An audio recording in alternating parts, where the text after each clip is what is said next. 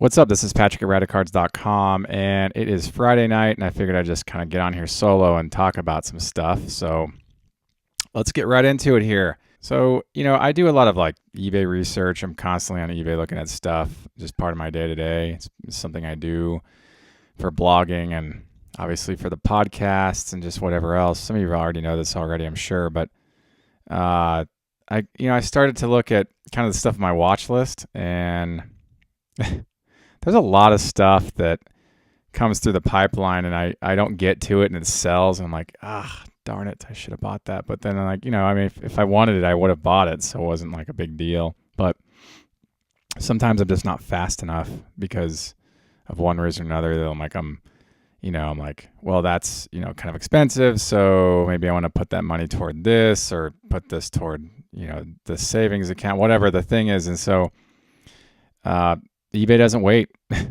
People are going to go and they're going to buy things just like I would. And, it's my loss. But, there's always something to look at on eBay, and I shouldn't have to worry about or make a big fuss about not getting something. There's always stuff to buy on eBay. There's never a shortage of cool, interesting things that surface on a day-to-day basis. So, yeah. Then I was looking at auctions like, the concept of how to list an auction the right way. So like, let's take, for example, how to list an auction that has an OBO option the right way.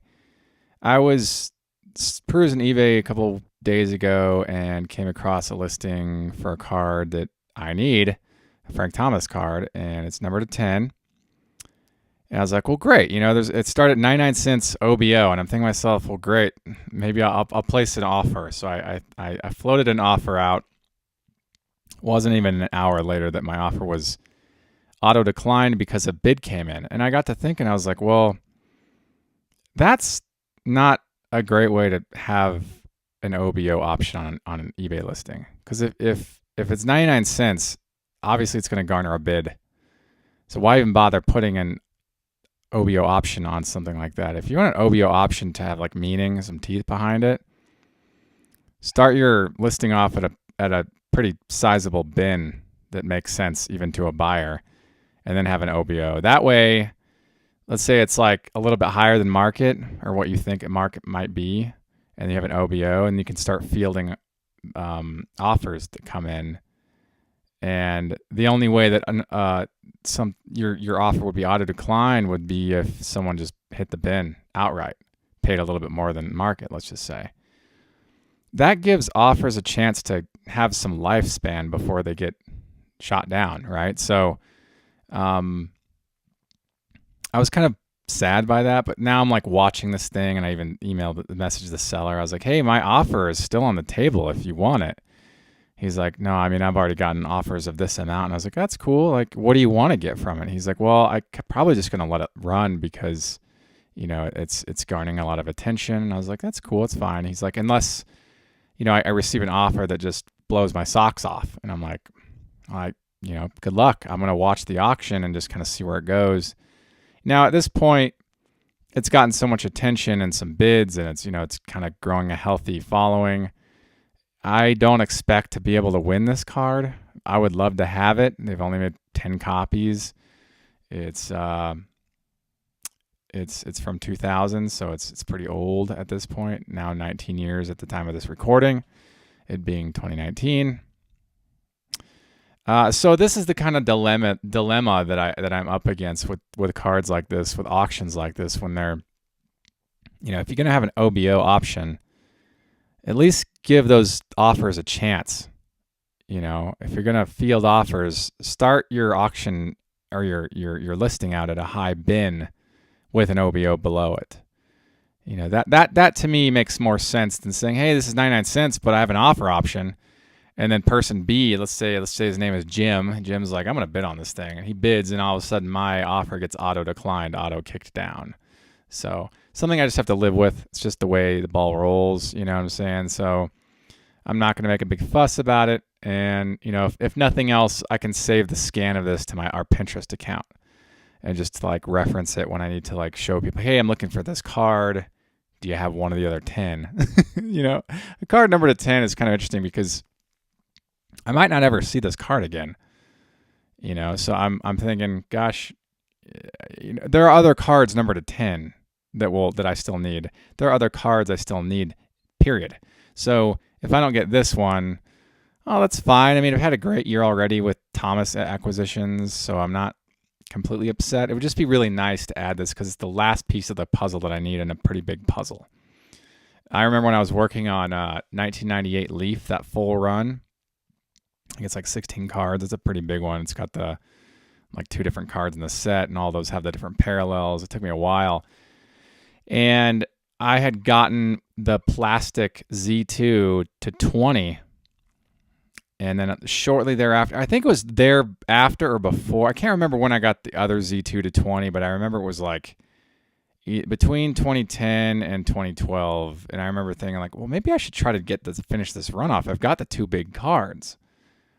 And so I started chasing after the rest of the run, and I finally was able to knock out the finish. If you want to see the whole run of these, you should go to Radicards.com. Just type in 1998 Leaf in the search function.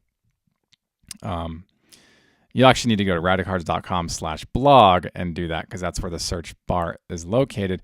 And then you can see, what you type in 1998 Leaf, you'll see the listing for the whole run. It's kind of cool. I got like the image gallery there. You can see the different parallels, the fronts of them, kind of how they like, I don't know. You can kind of see the comparison. It's cool. I enjoyed making that because I wanted to see them all in one place. And I think that some people have found that at least mildly helpful. But this kind of gives you an idea of what's available for your player in 1998 Leaf, assuming you're collecting a player who comes out of that set. That set's full of awesome players. So if you're like in Griffey or, Jeter or Ripken, all the classic guys from the 90s are going to be in that set. It's just a really cool set. So kind of fun to think about, like polishing off kind of a big run. The 1998 Leaf was a big one. 2000 Pacific Prism, that's another big one. These are lengthy. 2000 Pacific Prism is another one where if you go onto Radicards, the blog, you can search for that, and I've got a visual directory of that set as well. All the different parallels you can find for your player, assuming that you're working on that set. Let me see if I can go here now and see if I can find it myself. Yeah. Oh yeah, here it is. 2000 Pacific Prism Baseball Pattern Identification Guide. This was fun to make. Really dig this set a lot. It's so cool. It took me a while to get these cards together. We got 15 different cards here. Yeah. So some of these all have different print runs, and some of them are hard to distinguish. And if you don't know what you're looking at, interesting thing about 2000 Pacific Prism is that there are, 5 cards in this set that are serial numbered, and all the other ones, the other 10, are not. So you have to distinguish and to identify what the other 10 cards correspond to what patterns. Like, if you look at a price guide, it'll say, oh, you've got the holographic purple and it's to 99. Well, of course you know that because the card has a serial number to 99 on the card. But if you're like looking at a card and it's the Rapture Silver and you didn't know it's the Rapture Silver, you might think it's the base card. There's no print run on that card. So you'd have to know what that pattern looks like. Now, if you go to Radicards.com and you look at this gallery, 2000 Pacific Prism Baseball, I show you what all the different patterns look like for 2000 Pacific Prism. And it took me a while to get them down. I had to do research and compare my stuff to what's out there. And then I had to kind of just play around, get my feet wet with this set for a number of years to really figure it out. It's sets like this that are really intriguing to me because they require a little bit of legwork to get them down. Another set that comes to mind that's like this, 1998 Pinnacle Epics. That set, oh my gosh.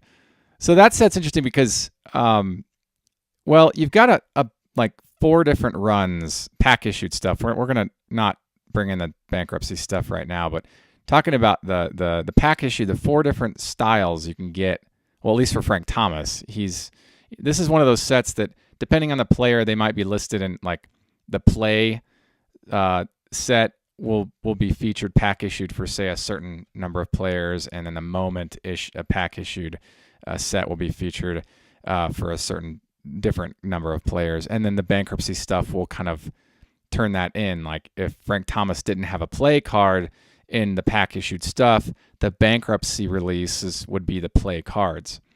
And so anyway, going back to 1998 Pinnacle Epics, is such a cool set. What a great set. But when I first started to really dig into that set, I would say 2003 leading up to like 2012, 13, right in there is when I was really learning about it. It's like a 10-year block. I had thought that I had all the different cards, and so I wasn't chasing them. And then I learned that, okay, I don't have the moment, but I have it for the All-Star Emerald. So I was confused, like, is the moment Emerald the All-Star Emerald? And it took me some years to kind of like break down and list out the different like versions that I actually had in my collection. And I was like, okay, so I need the moments. And I learned that the moment Emerald has a very short print run. It's super short printed, and so I was like, okay, I need the moments from the base, the epics, and those were the last three that I needed. I had all the other ones, and I even had the different headers. There were the Pinnacle Epics headers, the orange, purple, and emerald. I picked up those along the way just because they're cool. I like those; those are fun. And I was like, well, gosh, I need the moments cards. And it wasn't until the 2018 National that I acquired. One seller had the orange and the purple PSA. Now I just offered him. I was like, here's $60. He took it straight out, and I got to think, I was like, man, I need to work on my negotiation skills. I probably could have gotten this pair for a better price. Whatever. I'm not going to fuss about it. I finally got them. And it's cool that seller had those two cards sleeved in the Radicards fitted PSA sleeves, which you should buy, by the way. Go to store.radicards.com. Grab yourself a pack. They're really excellent. I use them myself. I love them. Anyway, going back to it, 1988 Pinnacle Epics. So I finally found the orange and purple moment Frank Thomas's at the National last year, 2018. And I was like, gosh, I don't know when I'm going to be able to find that emerald. I had seen an orange or a purple moment a couple of years ago surface, and I couldn't get it, or I lost the bid. I just remember not being able to get it for some reason. I think because, I must have lost the bid on it because I would have bid on that card. And I remember it sold for like 40, and then the orange was like 25 to 30 or 20, like right in there. And I was thinking to myself, well, and the PSA grades weren't gem mints. So I was like, I think 60 is fair. I'm not like ripping anybody off here. This is a fair price. So I was glad to get those in the archive at 60. And then I had a gentleman, fellow hardcore Thomas collector. I had learned that he was selling some of his collection.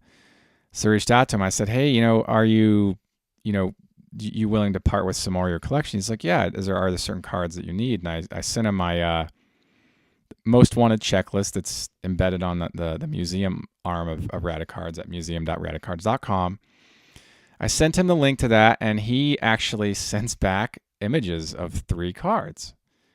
And it was the 2004 Bowman Chrome Gold Refractor number to 50, which I needed, obviously. It was 2001 Donruss Elite Primary Colors Red Die Cut number to 25. I've been looking for that. That was actually the last card I needed in the 6-card run. We'll talk about that in a minute if you want. Well, it's not up to you. It's up to me. I'm going to talk about it anyway, right? So here we go. And that 3rd card was the 1998 Pinnacle Epics Moments. And I was like, gosh, this is great. I get these 3 cards I've been after for a while. Granted, the Bowman Chrome, it wasn't like top priority, but it was like still one I'd been specifically after for a while. So I was happy to grab that one. I was really, really excited to get these other 2 cards because they finish off runs for me. So, okay, I still need the 3 Pinnacle Bankruptcy Epics cards. Fair, to be completely fair here. But this Moments Emerald finishes off the run of the pack issued stuff for me. And I'm super, super blessed and happy to have that card in my collection finally because I've been after it for a while. And interesting story. I think it was 2013 National. My buddy Dan and my buddy Ryan and I were all planning on going like that spring. We're like, let's go to the National this year again. It's going to be great because we all went in 2012. Around, I'd say, I don't know, May, Ryan dropped out of the running. He had some personal things he had to attend to. And then in June, I had learned that my brother's and his wife's wedding was smack dab right on the week of the National. And I hadn't learned that until, like a month and a half prior to the National. I was like, gosh, how can I go to this thing for at least a day or two and come back and get my brother's wedding, because I'm a groomsman at my brother's wedding. So I was like, God, I really want to go to the National. I'd already bought the plane ticket, and I was kind of like sad, but at the same time, I was happy for my brother. I had these like mixed feelings, because I wanted to be there for my brother, obviously. It's his wedding. But I had already planned I was really excited about going to the National. So I had to drop out of the National running a couple weeks prior to go to when I would have gone. And went to my brother's wedding, and I was happy to be there, of course, obviously. But my buddy Dan went, and he went by himself, and he found a dealer while he was there. This was Chicago. I think it was Chicago in 2013. Maybe in Cleveland now, come to think of it. Wherever. It was either Cleveland or Chicago. So anyway, he says, hey, there's a booth. The guy was selling all these high-end Frank Thomas cards. And I want to say he sent me like a picture or he texted me, or I can't remember what happened. But what I do remember specifically was that after he came back, a lot of like a run of rare Frank Thomas cards surfaced on eBay, and I just assumed that those were the ones that were listed or that were on display for sale at the National. I think that was what was confirmed. I think that's what Dan confirmed with me, is that, yeah, that's the run that was on display. I was like, awesome. Well, in that run was a BGS 9.5 Moments Emerald, the 98 Pinnacle Epics. And at the time I was like, I think I have it. Like I've got the Emerald card. And then I learned shortly thereafter that what I had was the All-Star 98 Pinnacle Epics Moments card, which is different from the non-All-Star Pinnacle Epics Moment card. This is get kind of confusing, right? Let me just look at my museum and triple check that is actually the case with the identification of those two cards. So the Pinnacle Epic stuff is kind of confusing because there are like a bunch of different patterns and like insert sets for 98 Pinnacle Epics. And you have to kind of know going in what you've got. Okay, there are, for Thomas, there are 3 different orange cards, 3 different purple cards, 3 different emerald cards, and then you've got the different, obviously the header cards, which are kind of, just I guess, cake, right? So you've got the 98 Pinnacle Epics Game Emerald for Thomas. And then you've got the 98 Pinnacle Epics. Which one is this? Oh, Season Emerald. And then you've got the Moment Emerald. And that's just for 98 Pinnacle Epics. Okay, then if I scroll down here, I've got 98 Pinnacle Plus All-Star Epics Moment. That's the one that I have, that I thought, because I have this one, I confused them. I thought that I had the BGS 9.5 Pinnacle Epics Moment that was on display and then sold on eBay for like $250. And I was like, I looked at it, I was like, gosh, I already have the card. I'm not going to spend $250 on another one. And then I realized when it sold that I didn't have that card. That was like the rare one. That was the super short printed card. And then I reviewed all my epics and realized I didn't have any of the moments. And I was like, well, geez, I really screwed up on that judgment call. And so fast forward to 2018 National. That was 2013 National. Like I said, I had seen maybe between 13 and 18. Mind you, that's 5 years. I'd seen like maybe 1 or 2 auctions for the either orange or purple moments. I'm sorry. Yeah, moments. And I didn't win them. And at the 2018 National, I was able to cherry pick the orange and purple. Awesome stuff. And so I was like, gosh, all I need is the base Emerald moment to get this done. And here we are. So my gentleman friend of mine, he sold some of his cards. I reached out to him. He says, hey, I've got the Emerald. And I was like, great. So I floated him an offer that I thought was fair based on where the market is on the card. And we agreed on a deal, and I'm doing a payment plan thing, get it knocked out in like a couple months, whatever. So I've got finally got this into the collection. I was so happy. It's such a cool set. And so I wanted to talk about that because that's one of those sets that's confusing. If you don't know what you're looking at, you may, I don't know, accidentally not buy something that you should be buying, right? That's what I did back in 2013. So like I said, one of the other cards was the 2001 Donruss Elite primary colors. There's a blue, and there's a red, and then there's a yellow. And then there's a blue die cut, red die cut, yellow die cut. They're all pretty rare, all the die cuts, but the yellow one is the only one that is rare not as a die cut than it is as a die cut. So let's start with this for a minute. Let's do blue. Blue base, no die cut. The serial number on that is, for Frank Thomas, is 200. We're talking about the 2001 Donruss Elite primary colors. Okay, the blue base non-die cut to 200. The blue die cut is to 50. All right. The red non-die cut is to 975. That's the most common of all of these. The red die cut is to 25. Okay. The yellow non-die cut to 25. So equally as rare as the red die cut is the yellow non-die cut. The yellow die cut is to 75. So this is a really interesting run. I like the cards. They're beautiful. The non-die cut stuff features flat foil, and the die cut stuff is a hollow foil finish. Really, really cool stuff. I began working on this set when I got my first of the 6 cards in 2003. It's 2003 to 2005. I acquired one, I think the red one, the base red. And I've since kind of like kept tabs on, okay, which of these I need to get this. I'm trying to finish the set. This is a really cool set. I mean, 2001 Donruss just had it. They were on point that year. I mean, Donruss was just fan. I've always liked Donruss. I honestly think they arrived in the 2000s with the 2001 installment. I think that was just a really well done run of cards for all the Donruss stuff that Donruss was releasing that year, whether it be base Donruss or Donruss Elite. It just really did their game really well that year. Still working on a few pieces from 2001 Donruss. I really like that stuff a lot, though. I think it's cool. I mean, I like baseball cards, so like obviously I'm gonna like most of this stuff. But there are certain pieces that I'm actually looking at the museum now. 2001 Donruss Elite Tidal Waves. There's a base, like I said, non-hollow foil finish, just flat foil. It's just the base card.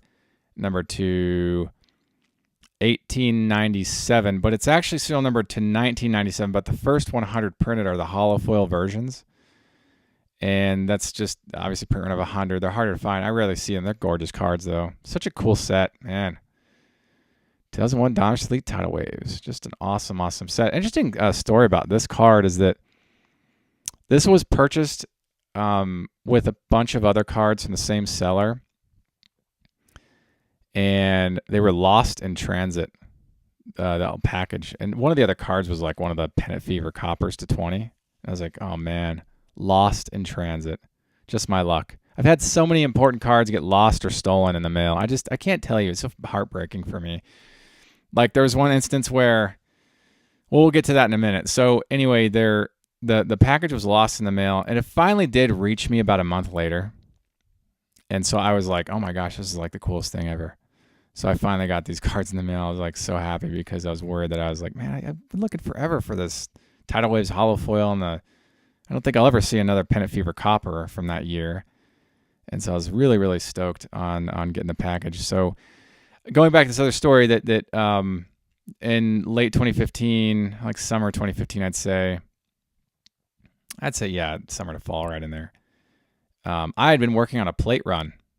The only plate run that I have for Thomas at the time of this recording is 2008 Moments and Milestones. But it's been confirmed that there's more than one plate per card. So like more than one blue plate, more than one red plate, more than one, cyan, more than one black. So the 2008 Moments and Milestones plate run is like cool because you can get a run, but it's not a big deal because not every plate is a 1 of 1, if that makes sense.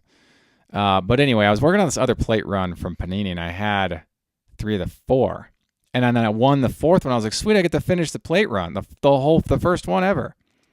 My mail gets stolen out of my mailbox. So it's like, that's it. I'm going P.O. Box. I'm done with this. That was the end of it for me. I couldn't do house delivery anymore. I couldn't trust it. So, gosh, I'm sort of rambling right now. I hope you guys are enjoying this Friday night ramble. What else is on the agenda here? I'm looking at the 2001 run. 2001 was a strong year for cards, we're getting to a place where the game use thing became kind of more mainstream, and Upper Deck was all over the board with stuff. It doesn't get nearly as gnarly as 2004, though. 2004, there's probably more products released that year than any year. But then again, I heard last year that there was a product released every week. So it might have trumped the volume of stuff that came out in 2004. Anyway, that's cool. I like that. I wanted to talk about that stuff. That's fun. These are like just me rambling about stuff I'm digging in the hobby and in my collection. So going back to this card online, this number to 10, I'm just watching it and I'm thinking, gosh, I'd love to have it. But if I don't get it, well, what can I do? It's probably going to garner some pretty decent attention, and that'll be kind of the end of it. But whatever. I've got this, like I said, I've got a lot of great resources through Radicards.com that I can go back and reference. And, this card is in one of those reference manuals. And so I'm like, well, if I don't get it, at least have a scan of it. A buddy of mine has one of these to 10, and so he let me use his scan to finish it off. So those are cool. Anyway, I just want to talk about that. I hope you enjoyed this little Friday night ramble. Thank you for tuning into the Radicards podcast and Radicards.com. I'm your host, Patrick Greeno, and until next time, enjoy collecting. If you like this content, please subscribe. Thank you. Enjoy collecting.